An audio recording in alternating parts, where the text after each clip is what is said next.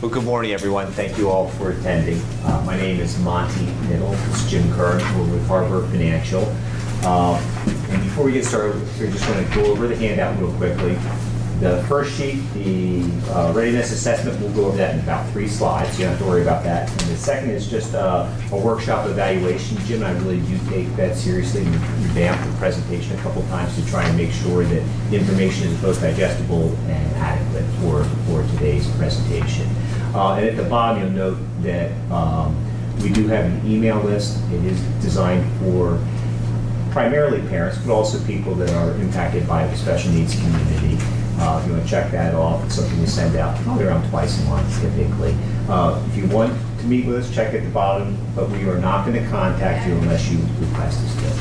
So without further ado, just again, my name is Monty. The reason I got into this is I have a 20-year-old daughter with disabilities, graduates next year, a little scary. And part of sort of my family's preparing for her future is really fuel the passion to be able to help other parents. I've been in the industry since the late 90s, I can't remember the exact year. But about six years ago, I moved over to Morgan Stanley, primarily so I could reach out and help parents and families impacted by disabilities to do adequate planning. And when I went to Morgan Stanley, the manager there said, hey, there's another guy in the office that really has a similar passion. He introduced me to Jim. Hi. Yeah, thanks, Monty. I'm Jim Curran. And Monty and I are partners. We work with at Harbor Investment Advisory, and as Monty just said, we work with Morgan Stanley. And I had been at Morgan Stanley for a long, long time, 25 years or so. And I don't have a child with special needs, but how I got into this, though, was a best friend, or one of my best friends.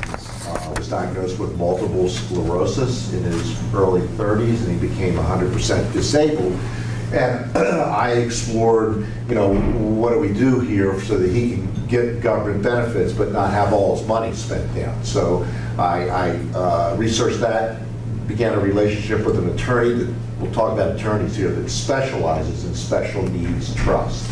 I became the trustee. I had this knowledge base, and I thought there's this whole community out there that doesn't really know what to do or where to go, and so with that knowledge and my desire to have be able to communicate this specialty, Monty and I teamed up, and we've worked together for 6+ years now. Anyway, so I'll give you a little bit of overview of what we're going to cover.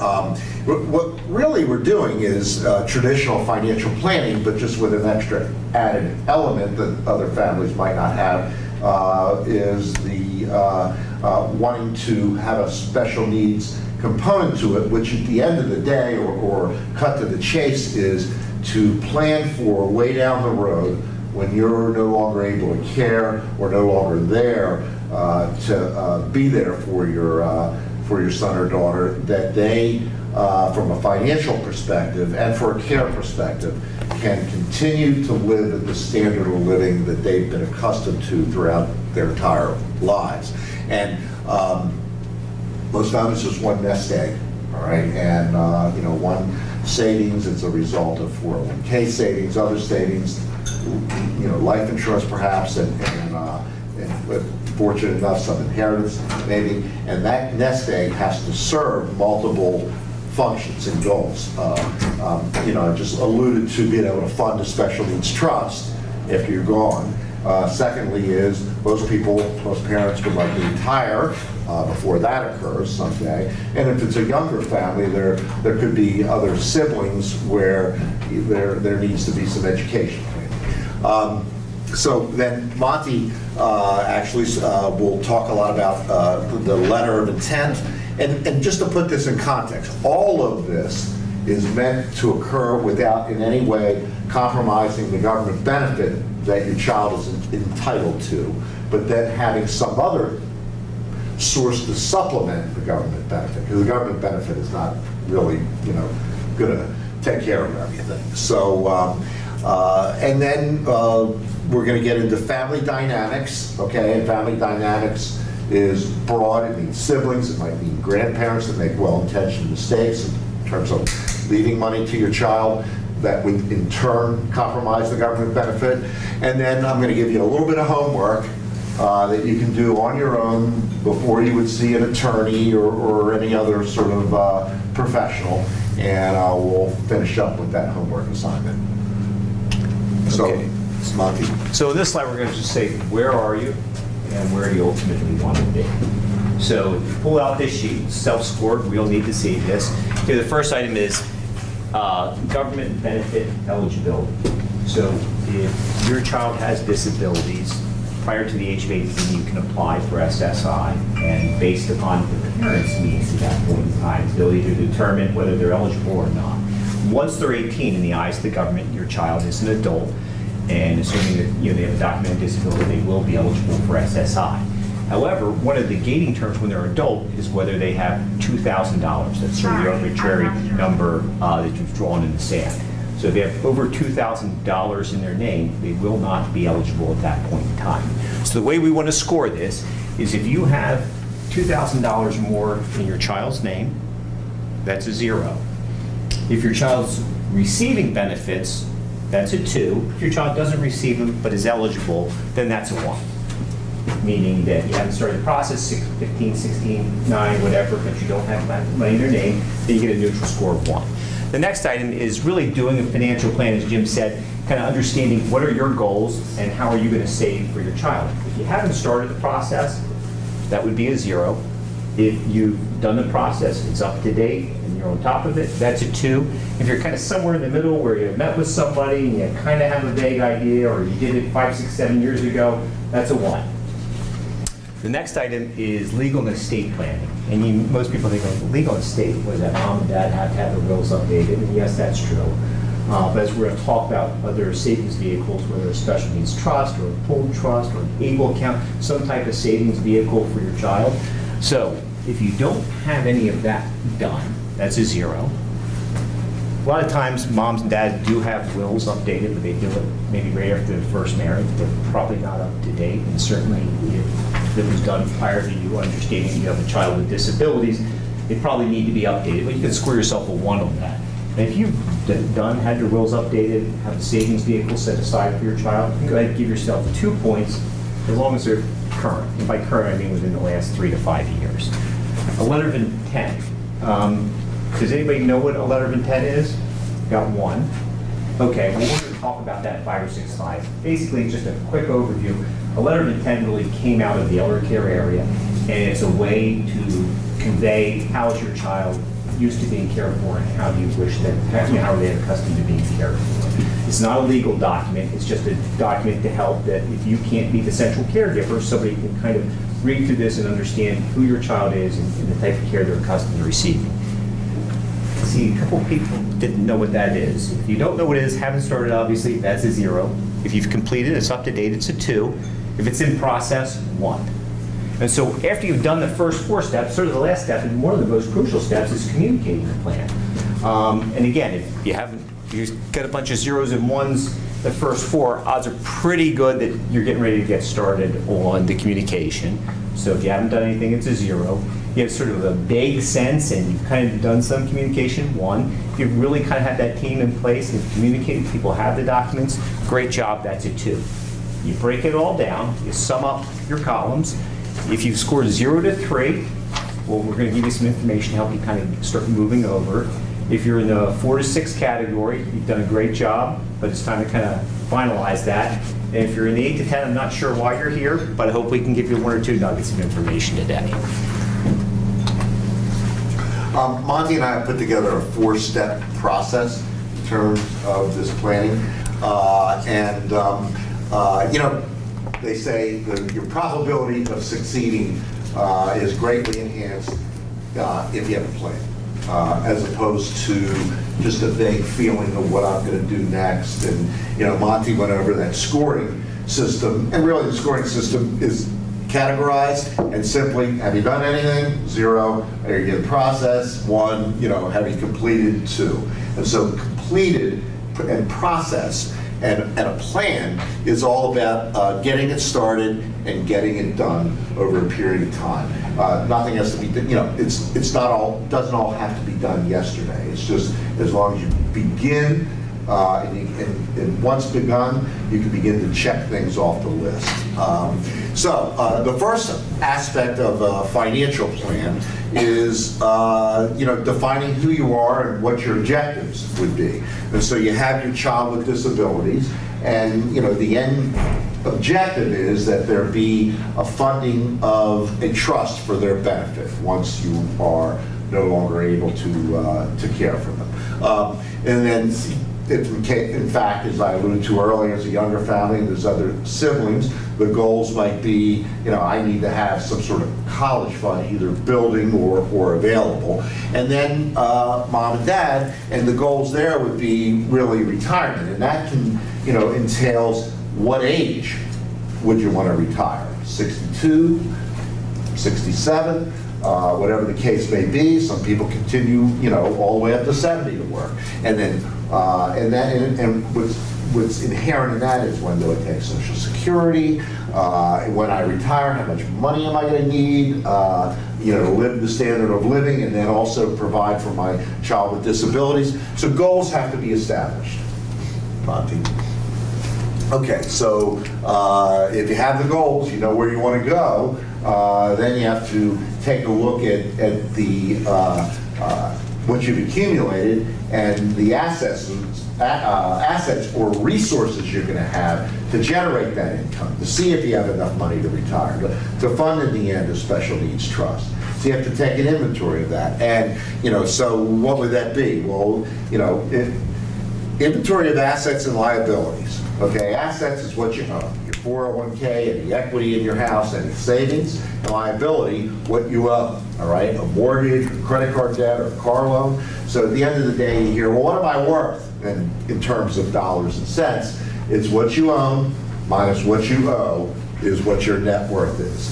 And that's where we begin to look at the resources you have to meet those retirement and special needs trust funding goals. We look at your savings.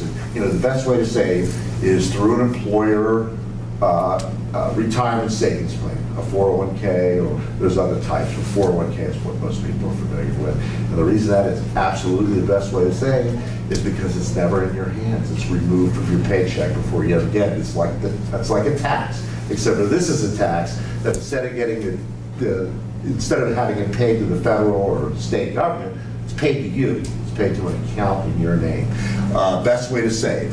And then you sort of offset those resources against the financial goals, all right? So in other words, the goals are only realistic in the context of what you have to work with to meet those goals. Then, however, there's the risks inherent in the investments that you own. And so those risks, most people say, you say risk, and they think, oh, the stock market. Okay, stock market goes down sometimes, and that's a risk. The other risk that people don't think about as much is inflation. All right, so something that would cost $100 today, if you go out 20 years, and I'll get to that about longevity, might cost $200 in the future. And inflation has averaged over the very long time at about 2.5%. The reason I keep referencing long time is the third risk. And the third risk is you live a long time. I think there's commercials for retirement, investment companies that say, will I outlive my money? Okay, that's a newer concept in terms of being included in risk, because our grandparents, they didn't have to worry about outliving the money because they were all dead by the time they were 70 or 75, to say the least. Life expectancies have increased. In fact, just a couple stats on that. A non-smoking female today has a life expectancy of 88. A non-smoking male has a life expectancy of, never remember, it's either 86 or 87. A couple of non-smokers at age 65, there's a 50% chance that one of them will make it into their 90s. So longevity is absolutely a real risk. So all those risks are tested against the resources to succeed, right? And that's like a stress test. You go to a cardiologist, and they put you on a treadmill, and they're going to give you a stress test. Since the financial meltdown in 2008, 2009, they stress test the banks. You know, a whole lot of bad things happen. You know, is Bank of America or MT Bank or whatever bank it is going to be able to stay in business? And so we're going to stress test your financial situation in the context of your goals. And here's kind of what the results would look like in terms of the software that we utilize. And in the world of, these meters here, they measure, they have to do with statistical probability analysis, which is kind of complicated, and I really could only go so far in describing really what it is, but it's probability analysis. And the reason is that in anything where there's a lot of variables, you can't always just say 1 + 1 = 2, all right? Because the world changes on a year-to-year basis, and so this is probably a more genuine way of predicting your probability of success. So this first person gave us things like, I want to retire, a good one, I want to retire at age 62, and I want to take a big vacation to Europe every year, and I want X number of dollars for my month-to-month living, okay? And they came up short at a 43% probability of success. That should be 75 or higher. All right, so we might go back to them and say, you know this thing where you want to retire at 62? Well, think again. Maybe you should continue to work till age 66 or 67 when you would be entitled to your full Social Security benefit. Because if you take Social Security at 62, you're going to take a 25% pay cut from if you waited to age 67, which is your full benefit. And then we might say, well, you said this thing when we travel. We'll think about that every other year instead of every year. And if you make those changes, in this case, the individual went to an 82% probability of success. So it sort of gives you a sense that, you know, you're thinking too big, or it could actually tell you for what you want to do, you're going to be able to do it confidently. And there's value in knowing that because, you know, a lot of people worry about things, and until you've actually made the plan, it's not clear. All right, and you know, had they scored 82% on the first one, they might be able to say, "What am I worried about? I'm actually, you know, on track to accomplish what my goals." On your So Jim just gave a quick overview on what a financial plan is. How we tie that into special needs planning is we're going to touch on 4 other areas. We're going to go into that depth in the next couple of slides. We're going to discuss the special needs letter of intent. Talk about government benefits and the central role they'll play in your child's life. We're going to talk about the specific legal issues for them, and then sort of wrap it up. You know, the child doesn't live in a bucket all by themselves. It's part of the family. There's dynamics within the family, with the basic rule being, as a parent, you can't assume, and we've probably all learned that lesson, but you certainly don't want to assume when it comes to the planning aspect. So the first step is really looking, what is this letter of intent?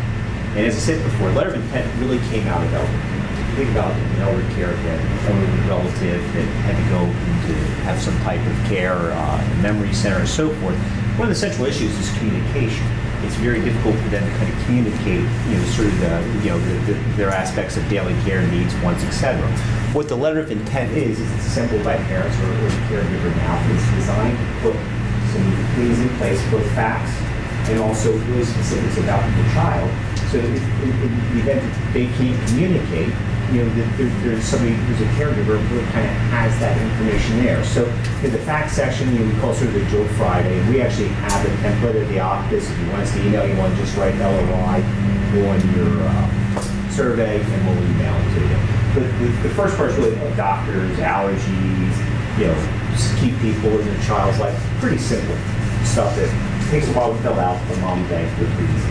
The second part is really sort of more about your child. You know, you might want to sit down with your child, depending upon their age, and say, you know, what are your goals and aspirations? You know, sometimes it can be enlightening for parents to kind of say, oh, we thought this, maybe we need to start thinking about going in a slightly different direction.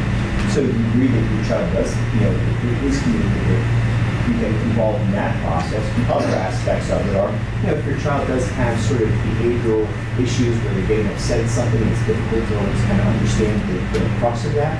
As parents, you kind of intuitively learn how to, okay, they're acting as this friends are hungry, or it's too loud, we've got to do something. Those are the type of things you want to communicate.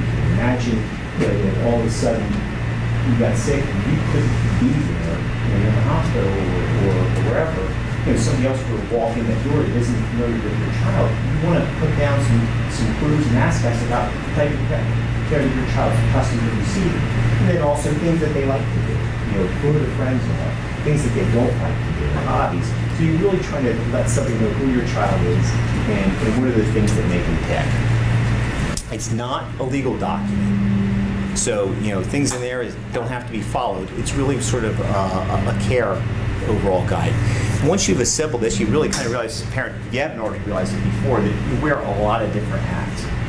Whether it's advocating at school, whether it's kind of coordinating health care, and all the other things. And you realize that, wow, one person may not be able to handle all of this. So you might start thinking about, hey, who are 2 or 3 people that we can assemble as a team that can step into this role and kind of serve different aspects that would really be a seamless type of a transition in the event that mom and dad can't be that central caregiver. Monty, can I jump in for a second just to underline the really good points you're making? The idea of communicating, and I recall hearing a situation, like even with your parents, one might assume, well, my parents know what to do, for their grandchild. Well, the fact is, they may know a lot, but they don't live with their grandchild. And so even somebody as close as that may not really know what to do. And that kind of really had an impact on me when I first heard that, because it's almost this assumption, well, they'll know what to do. We actually have a letter of intent went over with them, so they should know. Nonetheless, So the next aspect is coordinating and completion of the plan. So there's really kind of 2 aspects. One, as we said earlier, if your means in the government's eyes exceed, and really it's not a high threshold, then your child really isn't eligible for SSI and other government benefits until they're an adult, which is age 18. Age 18, you'll be eligible for SSI. Assuming they don't have $2,000 in their name. And that's going to open up the gateway for a lot of other benefits.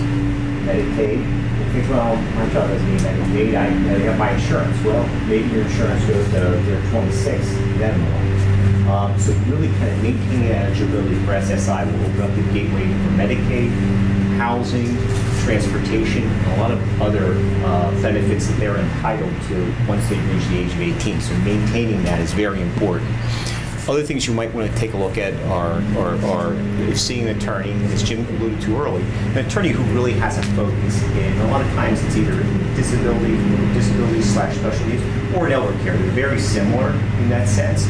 So an attorney that has that can draw up whether a special needs trust is appropriate. And we're going to talk about the special needs trust a little bit more in a couple of slides. But essentially, SSI, for those who don't know, if your child's eligible for it, I believe the current monthly benefit is $727. $735. $735. I'm sorry. It goes up.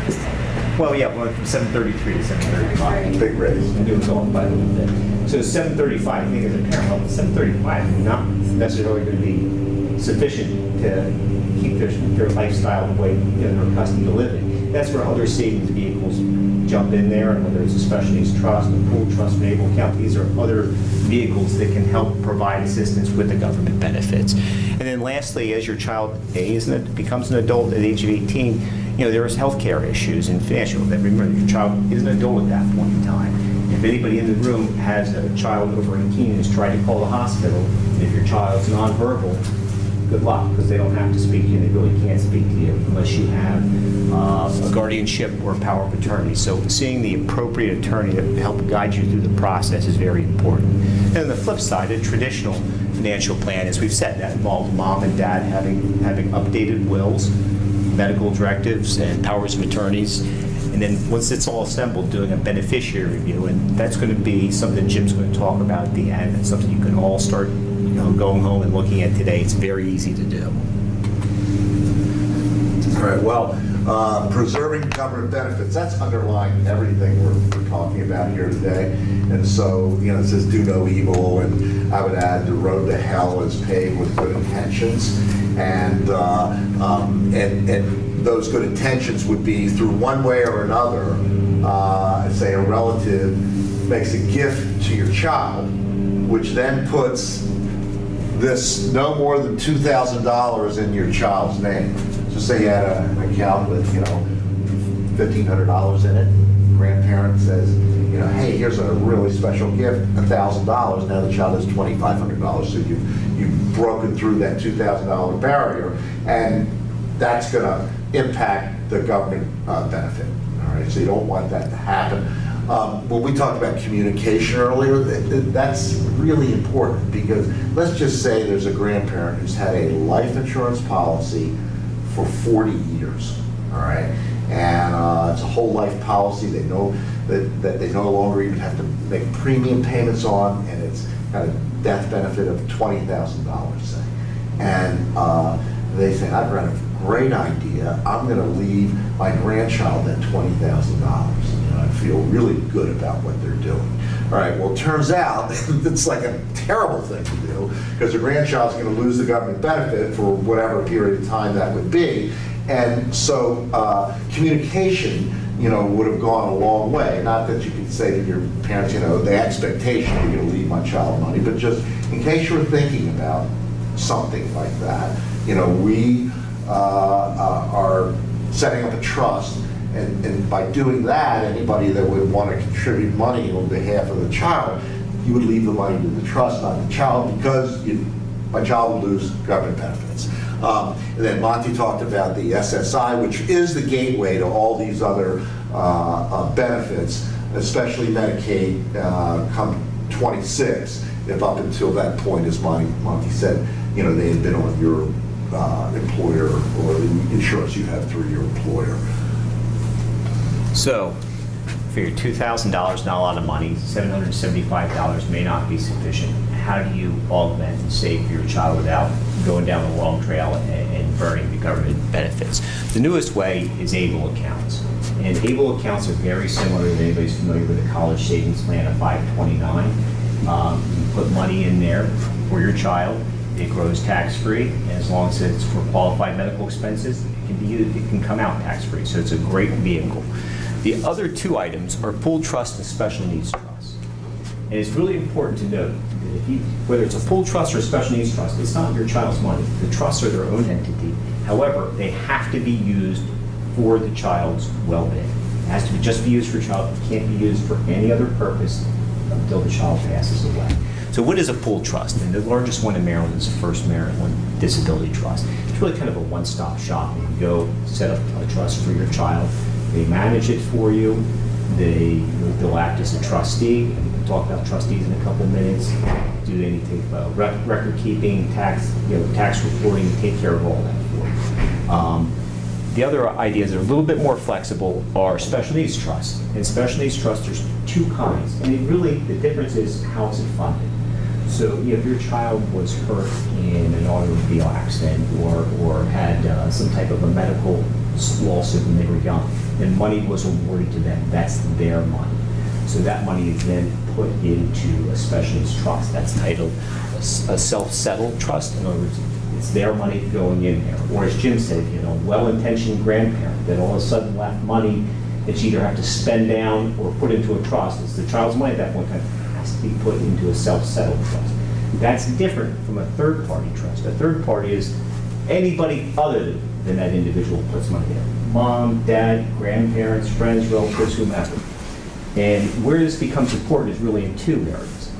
In the self-settled trust, what happens when that child passes away, the state, assuming we're all Maryland residents here, the state would step in and they have a claim on those assets. And why do they have a claim? Well, they've received Medicaid, and they've created the state's, paid the Medicaid claims.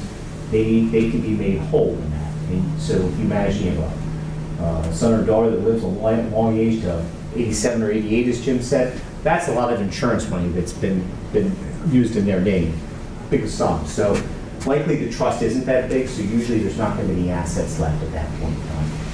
In a third-party trust, the state of Maryland, or any state for that matter, does not have a claim to those assets when your child passes away.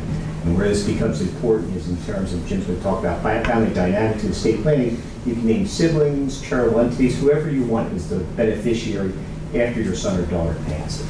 But those are the three vehicles, and we're going to talk about sort of the pros and cons or the differences on this slide. So Jim? Yeah, and we're going to compare the ABLE account, which is the new account that the federal government just established. State of Maryland is in the process of setting them up. You could use ABLE accounts that are sponsored by other states. And so the first question about them, and we're going to compare them, as I said, an ABLE account. Are there age restrictions on an ABLE account to set one up? And the answer is yes, there are. Your child or the individual would have to have been diagnosed with the disability before age 26. All right. However, right now in Congress, there's a bill or it's in committee or what have you to raise that to age 46. But for right now, all right, it is age 26. And both pooled trust and special needs trust, there is no age. You can set them up when your child's 1. You can set them up when, a common thing is, mom, dad say, well, we really can't put anything, can't do anything, but when the second one of us passes, whatever we have left, we would like to go into the trust. So you could establish late as, whenever, as late as the child can be. The next is the payback provision, which Monty was just talking about with the trust, with special needs trust. So with an ABLE account, there is a payback provision. And so that means that they're passing the state, if there's any balance in that money left in that ABLE account, the state would lay claim to it because of the many years of benefits that the state had been paying for the child. And just to reiterate on the last slide, it depends upon how the trust is funded. If the trust is funded by an individual's own money, it's self-settled, the state has a claim on those assets. If it's set up as a third party, funded by third parties, the state does not have a claim that would not be subject to the payback provision. Okay, is there a funding cap? And the answer is yes with an ABLE account. The most money that can go in the account on an annual basis is $14,000, all right? And that means $14,000 total. And an example would be there's grandparents on each side and they want to make a contribution, each one of them, and you want to put something in. Once it hits 14 in total, no more can be contributed. And I want to just, a good contrast to that would be, if you're so fortunate, in a 529 college savings plan, a grandparent on the dad's side can put 14 in, grandparent on the mom's side can put 14 in, and the parents could put 14 in. So that's a lot of money in one single year. The ABLE account, that would not be possible. The total amount is $14,000. And in terms of trust, there is no funding. So if I were to meet Warren Buffett tomorrow and he wanted to leave his entire fortune when he passed away to my daughter, he could do so. I don't think that's going to happen, but that just gives you an idea. They can hold as little or as much.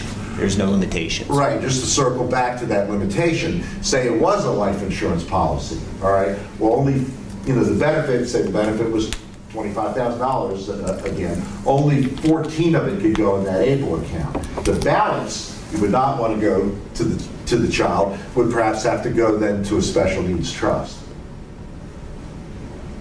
And, taxation. What's that, pardon me? Taxable. Oh, the taxable amount. Okay, are there taxes due, or is an ABLE account taxable? The answer is no. The way it's funded is you put money in it that's out of savings that you already paid taxes on. However, the beauty of the ABLE account is as it grows, it's not taxed, and when it comes out, it's not taxed. That's the best part of all. And just to contrast that, if you had an IRA or a 401k, when the money comes out, there's tax due. So it's really a tax-free vessel that is, that's a big plus. And for trust, regardless of the kind, to the degree that they've generated interest, received dividends, had capital gains, it is taxable. And as long as it reaches the minimum threshold, it would actually have to, the trust itself would have to file a tax return. Okay. Now, are there, the question before was funding cap, how much can go in or be contributed on a yearly basis? This next item, asset limits, is, suppose, you know, the $14,000 is going in every year, and over a number of years between the growth of the account and the money being put in, it accumulates to over $100,000. You don't want that to happen. It has to stay below $100,000, because if it went over, that's going to impact the SSI. Fortunately, it would not impact Medicaid, but it would impact that $735 that's being paid every month. So there is a limit, yes. All right, so does the ABLE account require a trustee? The ABLE account is segregated from the other $2,000 limitation, you know, that an individual must stay under. However, even though the child owns the account, you still can use a power of attorney. All right. So in the case that your child is not really able to, no pun intended, make financial decisions for themselves, you, a parent, or some other power of attorney could act on their behalf still, like a trustee would. But it doesn't require a trustee. Right, correct. As opposed to trusts require a trustee. The nice thing about a pool trust is they'll act as the trustee for you. And we're going to talk in a minute about thinking about how you select a trustee. It's not easy. Special needs trusts will need to have a trustee. Again, it's not your child's money. It has to be used for their benefit. So somebody has to go to the trustee and say, we would like money for ABC purpose. Do we get a thumbs up or a thumbs down? And we'll talk about the trustee on the next slide, but they absolutely require a trustee. Is there a limitation on the expenses? In other words, what the ABLE account can pay for? And they are subject, the answer is yes, and it is subject though to, or limited to, qualified disability expenses. Now, the ABLE Act did not say, this is, you know, these are the 10 things that are qualified. It's not that specific, but as long as you don't take too broad a definition of that, you would likely be okay. In terms of special needs trust and pool trust, it's very broad-based. Now, we'll put a little asterisk there. If it's a self-settled, in other words, if it's subject to a payback claim, then it might be a little bit more of, you know, looking over a little bit higher degree, meaning that trust can't pay what the government's already giving you benefit for. So the government with SSI is giving you money towards room and board. The trust can't pay for room and board. Now, trust can own a home, but it can't pay for things that the child's already receiving government's benefits for. It can work in conjunction with that. However, on a self or a third-party trust, which doesn't subject to the payback provision, they can be really flexible. So, you know, if you want your child to be able to take a vacation a year when you're not around, the trust can actually pay for that child and for a caregiver to go on vacation. They can be very, very flexible and really help you to adapt, you know, your savings in conjunction with, you know, the lifestyle you want your child to live. So we talk about trust. Trustee is really a critical role. And I know, having gone through this process as a parent, you know, your immediate reaction is you want somebody who knows, you know, the family, knows the child, and will use the money in the way, you know, they know you want to use. And that's great. However, the role of a trustee, there's a lot of different hats. You're trying to find an individual that's, you know, that you're close with and understands you, you know, may not do it. I mean, for instance, they have to keep records. So if they are going to okay expenditures, they have to keep records and receipts and so forth. They have to file a tax return. Again, they don't have to prepare it. They can use whichever tax accountant they want, software, whatever, and the trust can pay for that. And then they also have to be responsible for the investment management. Again, they don't have to pick this fund or that fund. They can hire somebody you're using now, or somebody like Jim and I, to do it, but they have to oversee it. And for all of that, they get what's called fiduciary liability, or the buck stops with them. There's a problem with the tax return, the IRS is going to that. If there's not adequate records, Social Security would go to them. So they're on sort of the hook. And I know as parents, you know, say, I just want to save a couple bucks, make this little affordable, I'll go with family and friends because they're not going to charge me. If that's the case, get that spelled into your document, because in Maryland, trustees have the ability to, you know, and have the right to have a trustee fee, and I think the cap is 1.5%. But 1% is not 1% of assets is not every year is not unreasonable. So if you do want somebody, you think they're going to do it for free, get that spelled out in writing. Now, if you don't have somebody in your family or your friends or your circle that can do that, other options would be getting a professional trustee. Most banks will have professional trustee services. The drawdown to that is that generally the trusts have to be pretty large in size. Usually $500,000 to $1 million. The one that we work with that would do it, it makes sense for accounts 300,000 and higher. First Maryland Disability Trust will act as a trustee, so that's another option. So, if you do hire a professional trustee, you may want to have a family member that knows who they are and work in conjunction with them just to make sure that the funds that are hopefully growing and doing what they're supposed to do are used for the benefit of your child. And in terms of how do you fund these, Jim had mentioned earlier that a lot of trusts are the beneficiaries of life insurance policies. Life insurance is an inexpensive, great way to make sure there's something there when mom and dad aren't there. You can write a check and start depositing it right away. Grandparents can donate to it. They have old stock and things like that. You can do it. They can be the beneficiaries on retirement accounts. So there's a variety of different ways you can fund the trust. And then just sort of the legal issues that you want to think about. I know we've talked about updating wills. I'm going to talk a little bit more on the bottom point, the guardianship / power of attorney. As we said earlier, when your child is 18, they are an adult in the eyes of the outside world. If communication is an issue, then, especially when you're dealing with medical issues, or if your child doesn't always make the greatest decisions or needs help making decisions, there's a couple different paths you can go. It used to be in the old days, you would get guardianship. In guardianship, you have to go to a court and have a judge actually rule on your behavior. And that gives you pretty much complete control over your / adult child. However, it also really takes away pretty much all of the rights. What we've seen the evolution of over the past 10 to 20 years is really using powers of attorney. What a power of attorney is, and you can actually get free ones online. How good they are, I don't know. Where you can visit an attorney, and an attorney can do a power of attorney. And the power of attorney is simply, the attorney talks with your child and says, this piece of paper is going to allow mom and dad to make medical decisions on your behalf. Do you agree to that? And if the attorney thinks that they're understanding everything is capable of iterating that, they sign it. So with the power of attorney, if something happens to your child, you go to the hospital. Usually doctors and pharmacists that usually the dentist are pretty good. But if you're calling the 800 numbers, calling an outside insurance company, calling a pharmacy benefit, they're not going to talk to you when your child's 18. Unless your child gets on the phone and says, yes, I'm so-and-so, please speak to mom and dad, or if you have the power of attorney or guardianship. And that piece of paper will allow you to speak on behalf of your child.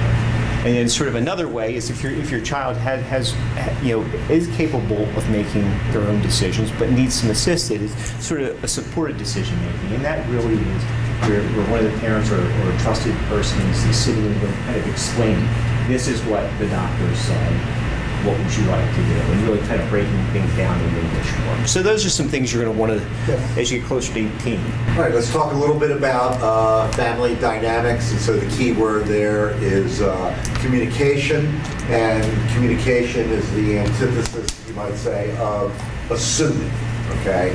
And so, you might assume the trustee is going to be big brother or big sister, and for good reason.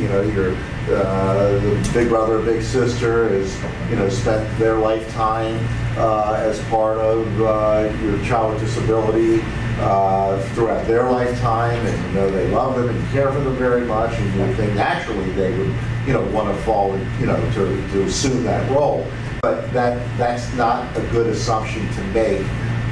You would need to communicate that, and if you think about it, the way things are today, people get careers, they get transferred to other cities, they have lots of kids themselves, their plates are full, they may not have Monty went through the fiduciary, meaning the trustee is responsible for everything in terms of taxes and investments, and they may not have the capabilities or interest to do those kind of things.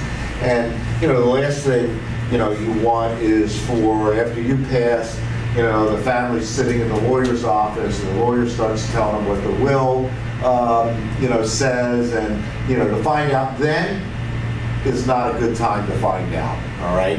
And you know, communication is key, and you also, a lot of people worry about, you know, most people don't stay up at night thinking, oh, I only got 5% last year, I wish I got 5.5. You know, that's not what people worry about. What they worry about are a lot of family things. Like, after I pass, I don't want my kids to be fighting over, you know, my money or my things. And so those are the kind of things that people worry about. And so let me give you an example of you know, how you get over a problem. You know, you say, okay, I have 3 children, I'm going to read 1/3 of each one of them. All right? But then on second thought, you think, you know, for my child, the special needs trust, they need more than 1/3 of that money. Maybe they need 50%, if not more. Okay, that would only leave 25% for, say, the other 2 siblings. And they might say, I was expecting 1/3. You know, and that can cause, you know, just friction and ill will, and, you know, and that's what you don't want. And so communicating that ahead of time, you know, might go, okay, well, I get that. You know, this would be to the other 2 children. And then even more communication on a more technical level would be, Monty was talking about the third-party trust, where the state has no claim on that money. Those other siblings could be made the beneficiary on that trust. All that communicated makes for much smoother sailing and harmony. So you want to contribute, you want to maybe even have an annual meeting if you have a group of people you think could play a part in caring for your son or daughter. Maybe get together with them once a year and just show them the letter of intent, the updates, things like that. Lastly, and then I would note this, you know, review and look at things, you know, annually, not every 5 or 6 years. Not at the homework assignment yet. Oh, okay, we've gone over all these moving parts, all right? You know, there's IEPs, there's medical issues, there's therapists, government benefits on one side and then over on the other, or people that can help you out, the attorneys, maybe your accountant, investment people, insurance, financial planning, you know, and so it's a lot to coordinate. And I would suggest some people are very good do-it-yourselfers. They really are. All right. However, I think that's the minority.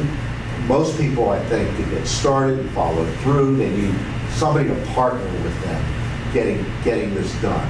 And maybe it's a family member, maybe it is one of these professionals that would say, hey, you know, did you go see the lawyer? The lawyer said they need to see you a second time. I know you're planning to do it, but you haven't done it. 6 months have gone by. Maybe it's time you did it. So an accountability partner, or, you know, someone that's going to make you accountable to get the thing done. Now's your homework assignment. And that is a beneficiary review. All right, so we talked about professionals, you know, insurance people, lawyers, and that costs money. Okay, you got to write a check immediately. All right, a beneficiary review: life insurance, retirement plans, annuities, pensions, anything where they ask you to write a beneficiary is extremely important. And why is that important? Is because if you have a 401k account and it says who the beneficiary is, the will means nothing when you have a required beneficiary designation. Beneficiary designations supersede the will. The will is irrelevant then. So you need to go back and see who are the beneficiaries. You know, I named those beneficiaries, you know, 2 marriages ago. My ex, 2 times removed, is the beneficiary. You know, hopefully that's not the case, but to make the point, you know, people have a life insurance policy they've had for 15 years, you know, and you need to check. And the reason is you need to check is the child cannot be a beneficiary, or they'll lose or compromise the government benefit. And that can come right out of the, you know, right out of left field. And so you can do that tomorrow. You can begin that process tomorrow. 401k, call Human Resources, go online, change it, call the insurance company, find out who your beneficiaries are. Now, You still want your child to be a beneficiary of your monies that you've saved, but you would then have to have some provision in terms of a special needs trust, so that that could be the recipient and not your child. So that's something you can do with tomorrow. Just find out who This the afternoon, beneficiaries Jim. are. What's that? This afternoon, don't put This off. afternoon, this evening, you could start this. And so it also would have the benefit of, okay, I've begun. You'd get a score on a test that we gave you, a scoring card we gave you. So anyway, that's it. We're open for questions. Anything? Thank you all for your time. Thanks for coming in. Yeah, appreciate it. Hope it was helpful.